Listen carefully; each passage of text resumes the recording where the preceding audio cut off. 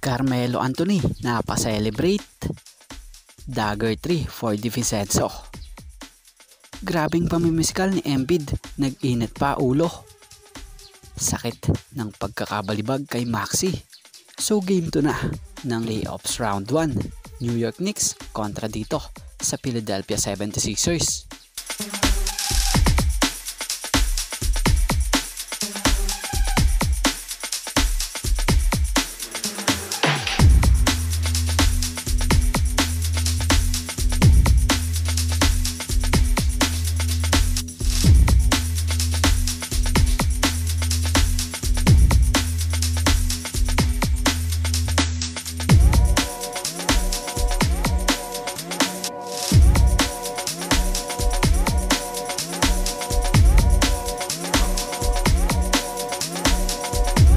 So natapos ang first half sa score na 49-53. Hawak ng Philadelphia ang kalamangan rito.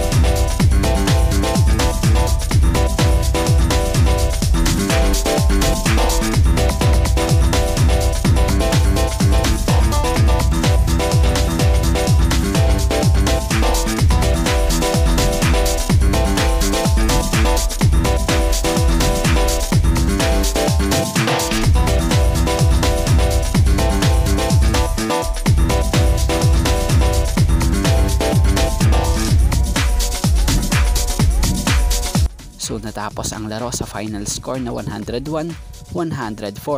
Nakuha ng New York Knicks ang kanilang ika-2 panalo dito sa round 1 ng playoffs, habang ang 76ers ay may kartada ng 0-win loss record. So sa naging laro ngang ito, nasayang ang 35 points ni Maxey at ang 34 points ni Joel Embiid. Samantalang sa New York Knicks na may pinangunahan ni Josh Hart ang Knicks na nagtala ng double-double performance na mayroong 21 points and 15 rebounds with 3 assists.